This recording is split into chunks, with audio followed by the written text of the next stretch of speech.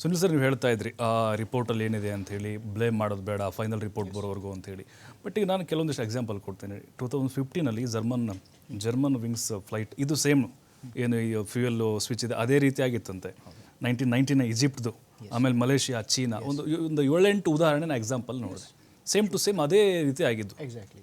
C, ನಾನು ಏನು ಹೇಳಿದೆ, ಈ ಡೈರೆಕ್ಟಿವ್ ಏನು ಬಂತು SAIB ಅಂತ ಹೇಳ್ಬಿಟ್ಟು ನಾನು ಏನು ಹೇಳಿದೆ ಆಗಲೇ, this was based on Boeing 737 ಅಲ್ಲಿ ಈ ಪ್ರಾಬ್ಲಮ್ ರಿಪೀಟೆಡ್ ಆಗಿ ಬರ್ತಾ ಇತ್ತು. ಈ ಪ್ರಾಬ್ಲಮ್ ರಿಪೋರ್ಟ್ ಆದಮೇಲೆ ಫೆಡರಲ್ ಏವಿಯೇಷನ್ ಅಥಾರಿಟಿ ಆ ಒಂದು ಇದನ್ನು ಬುಲೆಟನ್ನ ಕೊಡ್ತು. ದಟ್ ನೀವು ಇದನ್ನು ಚೆಕ್ ಮಾಡಿ, ಇದರಲ್ಲಿ ಪ್ರಾಬ್ಲಮ್ಸ್ ಏನಿದೆ ನೀವು ಇದನ್ನು ಗುರುತಿಸಿ ಈ ಪ್ರಾಬ್ಲಮ್ಸ್ನ ನೀವು ರಿಸಾಲ್ವ್ ಮಾಡಿ. ಇಲ್ಲ ಅಂತ ಹೇಳಿದ್ರೆ this can potentially B fatal. Accidents ಏನಿರುತ್ತೆ ಇದರಲ್ಲಿ ಆಗಕ್ಕೆ ಸ್ಟಾರ್ಟ್ ಆಗ್ಬೋದು ಅಂತ ಹೇಳ್ಬಿಟ್ಟು ಅದು ಹೇಳಿತ್ತು. ಇದರಿಂದಾನೇ ಆಗಿದೆ ಅಂತ ನಾನು ಕನ್ಕ್ಲೂಸಿವ್ ಆಗಿ ಹೇಳ್ತಿಲ್ಲ, ಇದು ಕೂಡ ಕಾರಣ ಇರ್ಬೋದು ಅಂತ ಹೇಳ್ತಿದ್ದೀನಿ. ಯಾವ ರೀತಿ ಈಗ ನೋಡಿ, ಸುಲಭವಾಗಿ ಸಿಗ್ತಾರೆ ಅಂತ ಪೈಲಟ್ಸ್ನ ಬ್ಲೇಮ್ ಮಾಡೋದು ತುಂಬ ಈಸಿ. ಬಟ್ ಯಾವ ಪೈಲಟೂ ಅರ್ಥ ಆಯ್ತಾ, ಆ ರೀತಿ ಫ್ಯೂಯಲ್ ಕಟ್ ಆಫ್ ವಾಲ್ವ್ ಏನಿರುತ್ತಲ್ಲ, ಅದು ಸ್ವಿಚಸ್ ಏನಿರುತ್ತಲ್ಲ, ಯಾರೂ ಅದನ್ನು ಆಪ್ರೇಟ್ ಮಾಡಲ್ಲ. ಯಾಕಂದ್ರೆ ಫ್ಯೂಯಲ್ ಬೇಕು. That's an understood thing. And let's go with ಇದೇ ರಿಪೋರ್ಟಲ್ಲಿ ಬಂದಿರೋದು. ಒಬ್ಬ ಪೈಲಟ್ ಅವ್ರು ಕೇಳ್ತಾ ಇದ್ದಾರೆ, did you switch it off, ನೀನು ಅದನ್ನು ಕಟ್ ಮಾಡ್ದ, ಫ್ಯೂಯಲ್ ಕಟ್ ಆಫ್ ಮಾಡ್ದ ಅಂತ. ಬಟ್ ಇನ್ನೊಬ್ರು ಹೇಳ್ತಿದ್ದಾರೆ, ಇಲ್ಲ ನಾನು ಅದನ್ನು ಮಾಡಿಲ್ಲ ಅಂತ ಹೇಳ್ಬಿಟ್ಟು ಅವ್ರು ಹೇಳ್ತಿದ್ದಾರೆ. Let's go with that. ಯಾರು ಯಾಕೆ ಬ್ಲೇಮ್ ಮಾಡ್ತಿದ್ದಾರೆ? ಆಟೋಮೆಟಿಕಲಿ ಆಪ್ರೇಟ್ ಆಗಿರಬಹುದು ಅನ್ನೋ ಯೋಚನೆನೇ ಯಾರಿಗೂ ಯಾಕೆ ಬರ್ತಿಲ್ಲ. ಈಗ ಅದಕ್ಕೆ ಟೆರರಿಸಮ್ ಆ್ಯಂಗಲ್ಲು ತೊಗೊಂಡು ಹೋಗ್ತಿದ್ದಾರೆ. ಇಟ್ಸ್ ಗುಡ್, ನಾವು ಅದನ್ನೆಲ್ಲ ಹುಡುಕಬೇಕು, ಇಲ್ಲ ಅಂತ ನಾನು ಹೇಳ್ತಿಲ್ಲ. ಆದರೆ ಈ ಒಂದು 15 ಪೇಜಸ್ ಒಂದು ರಿಪೋರ್ಟ್, ಪ್ರಿಲಿಮಿನರಿ ರಿಪೋರ್ಟ್ ಏನಿದೆ, ಅದರ ಬೇಸಿಸ್ ಮೇಲೆ ನೀವು ಪೈಲಟ್ಸ್ ಹೀಗೆ ಅವ್ರದ್ದೇ ತಪ್ಪು, ಯಾರು ನೋಡಿದ್ದಾರೆ ಅದನ್ನು? ಯಾರು ನೋಡಿದ್ದಾರೆ ಅದನ್ನು? Technically anything can go wrong. This is just one aspect. ಈಗ ನೀವು ಇದೇ ರಿಪೋರ್ಟಲ್ಲಿ ನೋಡಿದ್ರೆ, ಈಗ ಈ 2018 ಏನಿದೆ, ಈ SAIB ಏನಿದೆ, ನಾನು ಆಗಲೇ ಹೇಳಿದಾಗೆ ಆ ಬುಲೆಟಿನ್ FAA ಇಶ್ಯೂ ಮಾಡಿರೋದು ಅದನ್ನು ಮೆನ್ಷನ್ ಮಾಡಿದ್ದಾರೆ ಪ್ರಿಲಿಮಿನರಿ ರಿಪೋರ್ಟಲ್ಲಿ. ಆದರೆ ಅದರ ರಿಲೇಟೆಡ್ ಏನಾದರೂ ಆ್ಯಕ್ಷನ್ ತೊಗೋಬೇಕಾ ಈಗ immediately, be it Boeing 737 or be it Boeing 787 or any other Boeing aircraft in which these parts are there, ಇದ್ರ ಬಗ್ಗೆ ಏನಾದರೂ ಅವರು ಆ್ಯಕ್ಷನ್ ತೊಗೊಳ್ಳಿ ಅಂತ ಮಾಡಿದ್ರೆ ಯಾವ ರೆಕಮೆಂಡೇಷನ್ನು ಅವ್ರು ಕೊಟ್ಟಿಲ್ಲ. Investigations are on going. Last ನೋಡಿದ್ರೆ ಒಂದು 10 ಪಾಯಿಂಟ್ ಕೊಟ್ಟಿದ್ದಾರೆ. ಅದರಲ್ಲಿ ಇಮಿಡಿಯೇಟ್ಲಿ ನಾವು ಬೋಯಿಂಗ್ 787 ಇಲ್ಲ ಬೇರೆ ಇದಕ್ಕೇನು ಎಂಜಿನ್ಸ್ ಈಗ ಏನು ಮ್ಯಾನುಫ್ಯಾಕ್ಚರ್ ಆಗ್ತದೆ ಅದಕ್ಕೆ ನಮ್ಮ ಕಡೆಯಿಂದ ಸದ್ಯಕ್ಕೆ ಯಾವ ಡೈರೆಕ್ಷನ್ ಇಲ್ಲ ಅಂತ ಹೇಳ್ಬಿಟ್ಟು ಅವ್ರು ಹೇಳಿದ್ದಾರೆ. If this is the case, then we can look into the way how investigation is going. ಈಗ ಅವರು ಪ್ರಿಲಿಮಿನರಿ ರಿಪೋರ್ಟಲ್ಲಿ ಅವ್ರು ಹೇಳಿದ್ದಾರೆ ಇದೆಲ್ಲ ಕಂಡು ಬಂದಿದೆ ಅಂತ, ಬಟ್ ಅವರು ಕನ್ಕ್ಲೂಸಿವ್ ಆಗಿ ಹೇಳಿಲ್ಲ ಇದೇ ನಡೆದಿದೆ ಅಂತ. So my sincere request with the countrymen is stop blaming. ಯಾರಿಗೂ ಏನು ಗೊತ್ತಿಲ್ಲ. ಈಗ pilots, God bless their souls, ಅವ್ರು ಹೋಗಿದ್ದಾರೆ, ಅರ್ಥ ಆಯ್ತಾ? Don't blame them.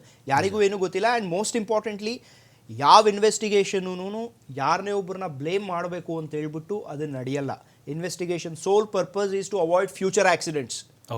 ಯಾವತ್ತೂ ಒಬ್ಬರನ್ನ ಬ್ಲೇಮ್ ಮಾಡಬೇಕು ಅಂತ ಹೇಳ್ಬಿಟ್ಟು ಅದು ನಡೆದಿರಲ್ಲ. ನಿಜ ಸರ್. ಎಸ್ ಸುದರ್ಶನ್ ಸರ್, ಈಗ ಅಲ್ಲೇನೋ ಇಂಧನ ಪೂರೈಕೆ ಮಾಡುವಂಥ ಸ್ವಿಚ್ಗಳು ಕಟ್ ಆಫ್ ಆಯಿತು. ಆ ಟೈಮ್ನಲ್ಲಿ ಪರ್ಯಾಯವಾಗಿ ಏನು ವ್ಯವಸ್ಥೆ ಮಾಡೋಕ್ಕಾಗೋದಿಲ್ವಾ? ಅಪಾಯದಿಂದ ರಕ್ಷಣೆ ಮಾಡಬೇಕು ಅಂತ ಹೇಳಿದ್ರೆ ಆ ಟೈಮಲ್ಲಿ ಅದು ಪಾಸಿಬಲ್ ಆಗೋದಿಲ್ವಾ? ಸಾಧ್ಯತೆ ಇರೋದಿಲ್ವಾ? ಅಂದರೆ ಒಂದು ಎಂಡ್ ಮೂಮೆಂಟ್ ಹಾಗಾದ್ರೆ ಅದಂತ. ಈಗ ನೋಡಿ, ಪೈಲಟ್ಗಳಿಗೆ ಏನು ಹೇಳ್ಕೊಡ್ತಾರೆ ಅಂದರೆ, the runway behind you and the height above you is of no use. ಅಂದ್ರೆ ಈ ಒಂದು ವಿಮಾನ ಕೇವಲ 400 ಅಡಿ ಎತ್ತರಕ್ಕೆ ಹಾರಿತ್ತು.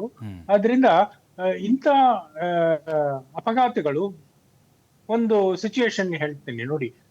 ಈ ವಿಮಾನ ಮುಂದೆ ಹಾರಿ ಲಂಡನ್ಗೆ ಹೋಗೋ ಇದರಲ್ಲಿ 36,000 ಅಡಿ ಅಥವಾ 37,000 ಅಡಿ ಎತ್ತರದಲ್ಲಿ ಹಾರಿತು. ಆವಾಗ ಇಂಥದ್ದೊಂದು ಮಾಲ್ ಫಂಕ್ಷನ್ ಆಗಿತ್ತು ಅಂದ್ರೆ, enough envelope, vertical envelope and time ಮತ್ತೆ ಸ್ಪೇಸ್ ಎರಡೂ ಇತ್ತು. ಅದನ್ನ ಪರಿಹರಿಸ್ಕೊಳ್ಳಕ್ಕೆ as per SOP check list ಏನಿತ್ತು, ಅದನ್ನ ಇಂಜಿನ್ ಅನ್ನ ಮರು ರಿಲೈಟ್ ಅಂತ ಏನ್ ಹೇಳ್ತೀವಿ, ಅದನ್ನ ಮರು ಚಾಲನೆಗೆ ಗೊಳಿಸಬಹುದು. ಒಂದು ಎಲ್ಲ ಅವಕಾಶ ಇತ್ತು. ಆಮೇಲೆ ಏನೂ ಆಗಿಲ್ಲ ಅನ್ನೋಗೆ ಆರಾಮಾಗಿ ಸುರಕ್ಷಿತವಾಗಿ ಲ್ಯಾಂಡ್ ಆಗಬಹುದಾಗಿತ್ತು. ಆದ್ರೆ ಅನ್ಫಾರ್ಚುನೇಟ್ಲಿ ಈ ವಿಮಾನಕ್ಕೆ ಇದ್ದಿದ್ದೇ ಒಂದು 350-400 ಅಡಿ ಒಂದು ಎನ್ವೆಲಪ್. ಅಷ್ಟರಲ್ಲಿ ಇಂಥ ಒಂದು ದೊಡ್ಡ ಅನಿರೀಕ್ಷಿತ ಅಪಘಾತ ಆಯ್ತು ಅಂದ್ರೆ ಎರಡೂ ಇಂಜಿನ್ ಒಂದೇ ಸರಿ ಹೋಯ್ತು. ಈಗ ನೋಡಿ, ಒಂದು ವಿಮಾನ ಹೆಂಗೆ ಬ್ಯಾಲೆನ್ಸ್ ಆಗುತ್ತೆ ಅಂದ್ರೆ ಆಕಾಶದಲ್ಲಿ ಈ ವಿಮಾನ ಟೇಕ್ ಆಫ್ ಆದಾಗ 215 ಟನ್, ಈ 215 ಟನ್ನಿನ ಉಕ್ಕಿನ ಹಕ್ಕಿ ಹೆಂಗ್ರಿ ಆಕಾಶದಲ್ಲಿ ಹಾರುತ್ತೆ? ಅದಕ್ಕೆ ಬೇಕಾಗಿರೋದು ಥ್ರಸ್ಟ್ ಮತ್ತೆ ಲಿಫ್ಟ್. ಥ್ರಸ್ಟ್ ಸಿಗೋದು ಎಂಜಿನ್ ನಿಂದ, ಲಿಫ್ಟ್ ಸಿಗೋದು ಅವುಗಳ ರೆಕ್ಕೆಯಿಂದ. ಆಮೇಲೆ ಈ ಇಂಜಿನ್ ಗೆ ಹೆಂಗೆ ಬ್ಯಾಲೆನ್ಸ್ ಮಾಡೋದು ಅಂದ್ರೆ have to balance against weight and drag. Weight ನಾನು ಹೇಳಿದಾಗ 215 ಟನ್ ವೇಟ್. ಆಮೇಲೆ ಡ್ರ್ಯಾಗ್ ಯಾವಾಗ ಆಗುತ್ತೆ ಅಂದ್ರೆ ಈ ಅಂಡರ್ ಕ್ಯಾರೇಜ್ ಕೆಳಗಿದ್ದಾಗ, ಅಥವಾ ರ್ಯಾಮ್ ಏರ್ ಟರ್ಬೈನ್ ಕೆಳಗೆ ಬಂದಾಗ they will increase the weight and the drag. So ಇದನ್ನ ಕಾಂಪೆನ್ಸೇಟ್ ಮಾಡಕ್ಕೆ ಥ್ರಸ್ಟು ಇಲ್ಲ, ಲಿಫ್ಟು ಇಲ್ಲ. So there is hardly any grace margin for doing recovery action. So ಅದರಿಂದ ಇದೊಂದು ಬಹಳ unfortunate accident. No, see, we're all pilots and we are also human beings. So we have our own limitations irrespective of medical fitness. ಅದು ಇದು ಸರಿಯಾಗಿ ಮಲಗಿದ್ರ, rest ಸಿಕ್ಕಿತಾ, ಅಥವಾ mentally disturb ಆಗಿದ್ರ, ಅದನ್ನೆಲ್ಲ ಅದಕ್ಕೆ ಚೆಕ್ಸ್ ಅಂಡ್ ಬ್ಯಾಲೆನ್ಸಸ್ ಇರುತ್ತೆ. ಡಾಕ್ಟರ್ ಪ್ರತಿ ಫ್ಲೈಟಿಗೆ ಮುಂಚೆ ಡಾಕ್ಟರ್ ಚೆಕ್ ಮಾಡ್ತಾರೆ. You will look at your eyes, ಏನ್ ಕೆಂಪಗಾಗಿದೆಯಾ, and then alcohol test, that previous evening ಏನಾದ್ರು ಆಲ್ಕೋಹಾಲ್ ಕನ್ಸ್ಯೂಮ್ ಮಾಡಿದ್ರ. Generally you will take a look, is he physically okay ಅಂತ ಹೇಳಿ ಡಾಕ್ಟರ್ ಕನ್ಫರ್ಮ್ ಮಾಡಿದ್ಮೇಲೆ ಡಾಕ್ಟರ್ ಸೈನ್ ಮಾಡ್ತಾರೆ, ನಾವು ಸೈನ್ ಮಾಡ್ತೀವಿ. It is very very regular. ನೋಡಿ, ಪೈಲಟ್ಗಳ SOP, it is written by blood. Each and every accident gives us some lesson to learn. So then therefore we are supposed to be trained accordingly. So we are well trained. ಈಗ ನಾನು ಮುಂಚೆ ಹೇಳ್ತಿದ್ದೆ, ನಿಮ್ಮ ಸಂಪರ್ಕ ಕಡಿದೋಯ್ತು. ಒಂದು ಕಡೆ lobby ಇದೆ, financially big companies, Airbus ಅಂತೆ, ಜನರಲ್ ಎಲೆಕ್ಟ್ರಿಕಲ್ ಅಂತೆ, ಅಮೆರಿಕಾದ NTSB ಅಂತೆ, ಕೆನಡಾದ ಐಕ್ಯಾವೋ ಅಂತೆ. ಸೊ ಇವೆಲ್ಲ they are trying to defend themselves by blaming somebody who is not related to their company. ಅವರ ನ್ಯೂನತೆಗಳಿಗೆ ಇದನ್ನ ತಿಪ್ಪೆ ಸಾರ್ಸಕ್ಕೆ ಪ್ರಯತ್ನ ಮಾಡ್ತಾರೆ. ಬಟ್ ಅನ್ಫಾರ್ಚುನೇಟ್ಲಿ ನಮ್ಮ ಇಂಡಿಯಾದ ಇವರು ಏನು ಹಾಲಿಂದ ಮಿಂದು ಬಿದ್ದವರಲ್ಲ. ಇವರಿಗೂ ಒಂದಿಷ್ಟು ಆಮಿಷ ತೋರಿಸ್ಬಿಟ್ರೆ ಬೇರೆ ಕಂಟ್ರಿ ಆಫ್ ಏನು ಜಾಸ್ತಿ ಹೇಳೋದ್ ಬೇಡ. ಬಟ್ ಈ ಪ್ರಿಲಿಮಿನರಿ ರಿಪೋರ್ಟ್ ಬಂದಿರೋ ಒಂದು ಇದು ಏನಿದೆ, ನಡವಳಿಕೆ ಏನಿದೆ, ನನಗೆ ಈಗ ಫೈನಲ್ ರಿಪೋರ್ಟ್ ಬಗ್ಗೆನೂ ಅನುಮಾನ ಬರ್ತದೆ. ಎಸ್ ಸರ್ ಬರ್ತೀನಿ ಸರ್. ಗಿರೀಶ್ ಲಿಂಗಣ್ಣ ಸರ್, ಈಗ ನಾವು ರ್ಯಾಟ್ ಅಂತ ಏನು ಕರಿತೀವಿ, ರ್ಯಾಮ್ ಟರ್ಬೈನ್ ಏನಿರುತ್ತೆ, ಅದರ ವರ್ಕ್ ಹೇಗಿರುತ್ತೆ ಅಂತ. ಅಂದರೆ ಈ ಟೈಮ್ನಲ್ಲಿ ಈಗ ಆಯಿತು, ಫ್ಯೂಯಲ್ಲು ಅದು ಸ್ವಿಚ್ಚು ಆಫ್ ಆಗಿಬಿಡ್ತು, ಮತ್ತು ಈಗ ಈ ರ್ಯಾಟ್ ಇದರ ಒಂದು ಕಾರ್ಯಕ್ಷಮತೆಯಿಂದ ಅಪಘಾತವನ್ನು ತಡೆಯೋದಕ್ಕೆ ಸಾಧ್ಯತೆ ಇಲ್ವಾ ಅಂತ. ನೋಡಿ, ರ್ಯಾಟ್ ಅನ್ನೋದು ರ್ಯಾಮ್ ಏರ್ ಟರ್ಬೈನ್, ಇದೊಂದು ಸ್ಮಾಲ್ ಪ್ರೊಪೆಲ್ಲರ್, 2 ಪ್ರೊಪೆಲ್ಲರ್ ಡ್ರಾಪ್ ಆಗುತ್ತೆ. ಇದು ಯೂಶಲಿ ಏನಾಗುತ್ತೆ ಅಂದ್ರೆ ಇದು ಪವರ್ ಜನರೇಟ್ ಮಾಡುತ್ತೆ. ಯಾವ್ದಕ್ ಪವರ್ ಜನರೇಟ್ ಮಾಡುತ್ತೆ ಅಂದ್ರೆ ಈ ಬೇಸಿಕ್ ಫ್ಲೈಟ್ ಕಂಟ್ರೋಲ್ಸ್ ಇರ್ತವೆ. ಈ ಬೇಸಿಕ್ ಫ್ಲೈಟ್ ಕಂಟ್ರೋಲ್ಸ್ ಅಂದ್ರೆ ಈ ಏರಿಯಾನ್ಸ್ ಇರ್ಬೋದು, ಇಲ್ಲ ಈ ಫ್ಲಾಪ್ಸ್, ಆ ತರ ಎಲ್ಲ ಬೇಸಿಕ್ ಸ್ಟ್ರಕ್ಚರಲ್ ಕಂಟ್ರೋಲ್ಸ್, ಅದಕ್ಕೆ ಮತ್ತೆ ಇನ್ಸ್ಟ್ರೂಮೆಂಟ್ಸ್, ರೇಡಿಯೋಸ್, ಇಂಥವಕ್ಕೆ ಇರುತ್ತದು. So this will give some stability in the flight. Sir ಹೇಳ್ತಿದ್ರಲ್ಲ ಡ್ರ್ಯಾಗು ಅದೆಲ್ಲ, ಅದನ್ನು ಒಂಚೂರು ಸ್ಟೇಬಲ್ ಮಾಡುತ್ತೆ. So engine gets enough power. ಈಗ ಸೈಕಲ್ ಅಲ್ಲಿ ಡೈನಮೋ ಇರುತ್ತಲ್ಲ, ಅದು ಪವರ್ ಲೈಟಿಗೆ ಕೊಡ್ತಾ ಇರುತ್ತೆ. ಬಟ್ ಆ ಡೈನಮೋನೇ ನಿಮ್ಮನ್ನ ಮೂವ್ ಮಾಡಲ್ಲ, ಆ ಸೈಕಲ್ ನ. ಸೊ ಆ ಥ್ರಸ್ಟ್ ಬರೋದು ಇಂಜಿನ್ ಇಂದಾನೆ ಬರ್ಬೇಕು. ಸೊ ಬಟ್ ಇನ್ನೊಂದು ಆಕ್ಸಿಲರಿ ಪವರ್ ಯೂನಿಟ್ ಅಂತಾನು ಅದು ಆಪರೇಟ್ ಮಾಡ್ತಾ ಇರುತ್ತೆ ಹಿಂದ್ಗಡೆಯಿಂದ. ಅದು ಜನರೇಟರ್ ಇದ್ದಂಗೆ. ಈಗ ಕಾರ್ ಏನಾದ್ರು ನಿಂತ್ಕೋಗುತ್ತಲ್ಲ ಕಾರು, ಅವಾಗ ನೀವು ಪುಷ್ ಮಾಡಿ ಸ್ಟಾರ್ಟ್ ಮಾಡ್ತೀವಲ್ಲ, ಅದೇ ತರ ಈ ಆಕ್ಸಿಲರಿ ಪವರ್ ಯೂನಿಟ್ ಆ ಇಂಜಿನ್ ಪವರ್ ಕೊಡುತ್ತೆ ಸ್ಟಾರ್ಟ್ ಮಾಡ್ಕೊಳಕ್ಕೆ. ಬಟ್ ಆ ಫ್ಯೂಯಲ್ ಫ್ಲೋ ಕಮ್ಮಿ ಆಗಿ ಮತ್ತೆ ಫ್ಯೂಯಲ್ ಫ್ಲೋ ಸ್ಟಾಪ್ ಆಗಿ ಮತ್ತೆ ಫ್ಯೂಯಲ್ ಫ್ಲೋ ಬಂದು ಆ ಪವರ್ ತಗೊಳ್ಳೋ ಅಷ್ಟೊತ್ತಿಗೆ ಅದು ಫ್ಲೈಟ್ ಕೊಲ್ಯಾಪ್ಸ್ ಆಗಕ್ ಶುರುವಾಯ್ತು. So these are only temporary phase ಅಲ್ಲಿ ಒಂದಷ್ಟು ಕೊಡುತ್ತೆ ಶಕ್ತಿ, ಬಟ್ ಇದರಿಂದಾನೇ ಏರೋಪ್ಲೇನ್ ಮೂವ್ ಆಗಲ್ಲ. ಒಂದು ರ್ಯಾಟ್ ಬ್ಯಾಲೆನ್ಸ್ ಮಾಡುತ್ತೆ, ಈ ಉರುಳ್ತಾ ಇರೋ ಇಲ್ಲ ತಿರುಗಕ್ಕೋ ಇಲ್ಲ ಎಳಿತಾ ಇರೋ ಪ್ಲೇನ್ ಒಂದು ಸ್ಟೇಬಲ್ ಆಗಿ ನಿಲ್ಸಿ, ಸೊ ದಟ್ ಇಂಜಿನ್ ಸ್ಟಾರ್ಟ್ ಆಗಿ ಪವರ್ ಆಗಿ ಥ್ರಸ್ಟ್ ರಿಕ್ವೈರ್ಡ್ ಥ್ರಸ್ಟ್ ಬರಕ್ಕೆ ಹೆಲ್ಪ್ ಮಾಡುತ್ತೆ. ಇಲ್ಲ ಅಂದ್ರೆ ಈ ಜನರೇಟರು ಲೈಕ್ ಇದು ಪವರ್ ಕೊಡ್ತಾ ಇರುತ್ತೆ, ಒಂದು ಬೇಸಿಕ್ ಪವರ್ ಕೊಡುತ್ತೆ ಇಂಜಿನ್ ಒಂದು ಸ್ಟೇಬಲ್ ಆಗಕ್ಕೆ. ಈ ಎರಡೂನು ವರ್ಕ್ ಮಾಡಿದ್ರು but it could not, engine revive ಆಗ್ಲೇ ಇಲ್ಲ, ಸರಿಯಾಗಿ ಥ್ರಸ್ಟ್ ಸಿಕ್ಲಿಲ್ಲ ಅದಕ್ಕೆ ಮುಂದೆ ಮೇಲೆ ಬರೋಕ್ಕೆ. ಓಕೆ ಸರ್, ಈಗ ಟೇಕ್ ಆಫ್ ಆಗೋಕ್ಕಿಂತ ಮುಂಚೆ, ಫ್ಲೈಟು ಟೇಕ್ ಆಫ್ ಆಗೋದಕ್ಕಿಂತ ಮುಂಚೆ ಇದೆಲ್ಲವನ್ನು ಕೂಡ ತಪಾಸಣೆ ಮಾಡಿರ್ತಾರಲ್ವ ಸರ್? ಜಸ್ಟ್ 32 ಸೆಕೆಂಡಲ್ಲಿ ಅದು ಏನು ಟೇಕ್ ಆಫ್ ಆದಮೇಲೆ 32 ಸೆಕೆಂಡಲ್ಲಿ ಈ ಒಂದು ಅಪಘಾತ ಆಗುತ್ತೆ, ಜೊತೆಗೆ 1 ಸೆಕೆಂಡಲ್ಲಿ ಅದು ಸ್ವಿಚ್ ಆನು ಆಫ್ ಆಗುತ್ತೆ, ಬದಲಾವಣೆ ಆಗುತ್ತೆ ಅಂದರೆ ನಿಜಕ್ಕೂ ನಂಬಲಿಕ್ಕೆ ಅಸಾಧ್ಯ ಆಗುತ್ತಾ ಇದೆ ಅಂತ?